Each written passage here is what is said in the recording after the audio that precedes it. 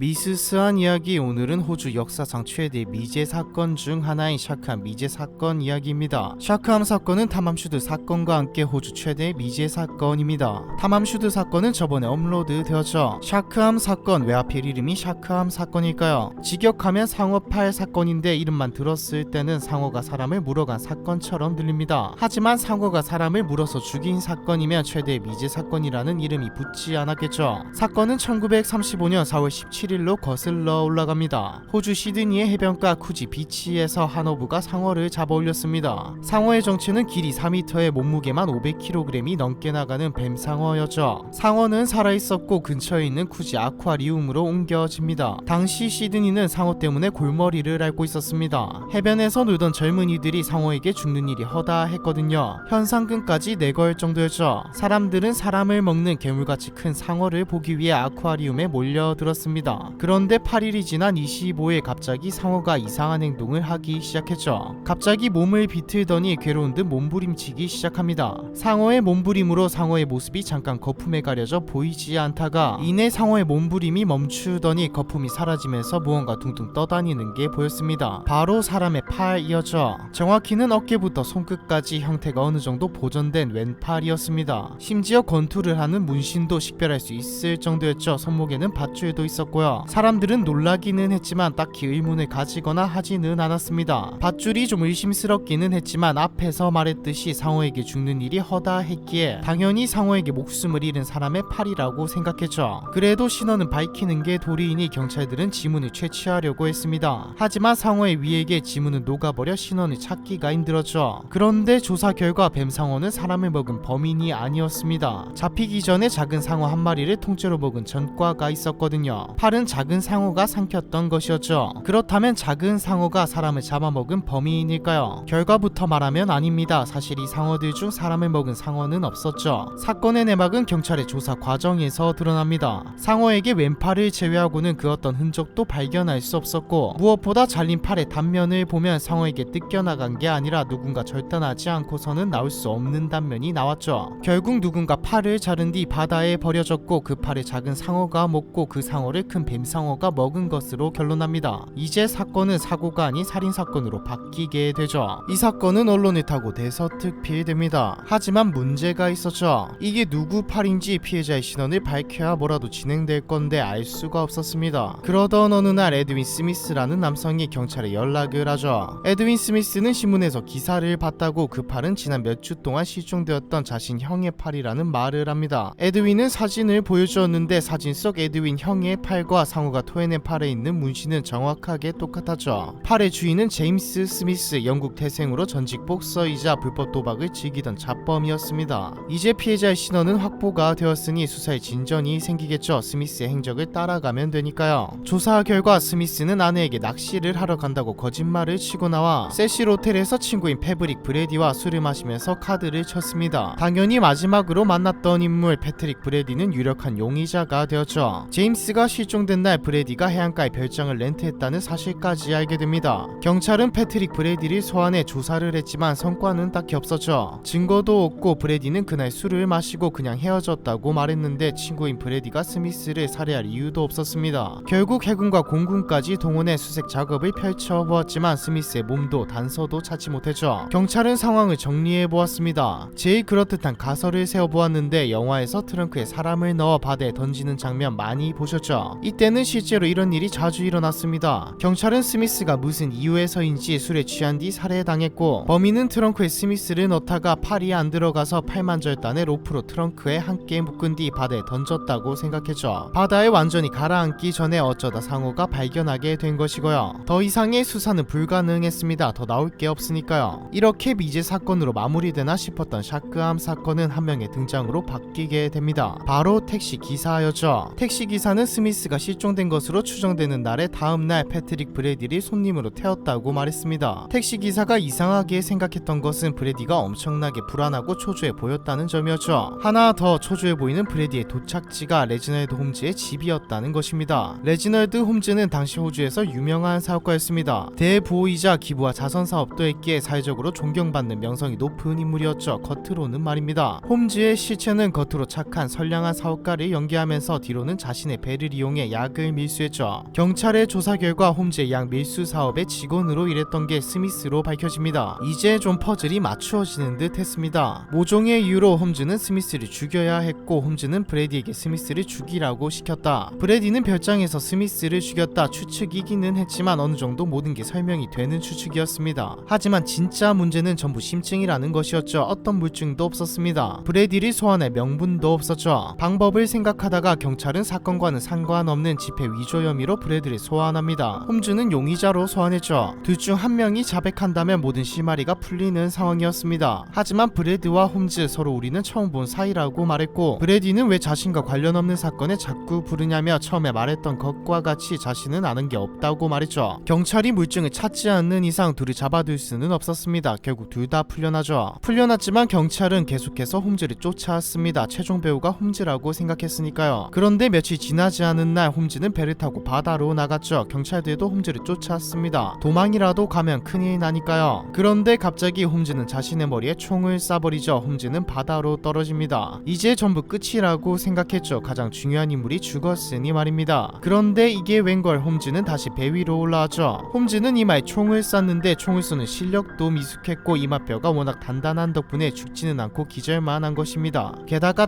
떨어지면서 한쪽 손목이 밧줄에 걸려 익사하지도 않았죠. 그렇게 가까스로 살아남은 채로 4시간 동안 경찰과 추격전을 펼쳤고 끝내 홈즈는 체포되고 맙니다. 홈즈는 병원으로 이송되었죠. 몸이 어느 정도 회복된 홈즈는 모두 털어놓겠다는 말과 함께 수사에 협조하기로 합니다. 드디어 모든 진상이 밝혀지는 순간이었죠. 홈즈는 패트릭 브래디가 스미스를 살해했고 브래디가 시신을 트렁크에 넣었다. 브래디는 나의 집으로 찾아와 스미스의 팔을 보여주며 돈을 주지 않는다면 나를 죽이겠다고 협박했다. 패트릭 브래디는 그대로 떠났고 스미스의 팔은 내가 바닷가에 버렸다. 그런데 뭔가 이상하지 않나요? 일단 발견된 스미스의 팔에 로프가 묶여있다는 게 말이 안 되고 협박을 하러 가면서 초조하고 불안해하는 브래디의 모습도 조금 이해가 안 됩니다. 무엇보다 택시 기사의 증언대로라면 브래디는 홈즈의 집에 갈 때 주머니에 두 손을 꽂은 채 아무것도 들고 있지 않았죠. 그래도 홈즈가 협조하기로 했으니 앞으로 더 자세한 진상을 들어보면 될 일이었습니다. 하지만 앞뒤 안 맞는 이 진술이 홈즈의 마지막 말이었죠. 늦은 저녁 아내에게 누군가를 만나러 간다는 말을 남기고 나가 차 안에서 죽은 채 발견되었거든요. 홈즈에게서는 가까이서 맞은 것으로 추정되는 총상 3개가 발견되었습니다. 이제 경찰에게는 사건의 진상을 밝혀낼 그 어떤 것도 없었죠. 스미스의 몸은 현재까지도 찾지 못했고 브래디는 증거가 아예 없었습니다. 샤크함 사건은 드라마에도 방영될 정도로 큰 파급을 남겼고 호주 법제사 그러니까 법역사의 전설적인 사건으로 남게 되었죠. 현재까지도 샤크함 사건은 추측이 난무하고 있습니다. 스미스가 경찰 정보원이었다는 말도 있고 사실 진짜 배우는 홈즈도 브래디도 아닌 웨이먼이었다는 말도 있죠. 웨이먼은 갱들의 보스였습니다. 1930년대 호주에서 가장 위험한 범죄자로 꼽히던 인물이었죠. 하지만 성공한 사업가이기도 했던 홈즈가 굳이 갱단 밑에서 일을 할 이유가 있었을까요? 자신이 보스도 아니고 말이죠. 브래디는 이후 일반적인 사람처럼 살다가 병원에서 편안하게 생을 마감했습니다. 과연 이 사건의 진실은 무엇이었을까요? 현재까지도 풀리지 않은 미제 사건, 호주 2대 미제 사건 중 하나인 샤크함 사건에 대한 이야기, 이번 편은 여기까지입니다.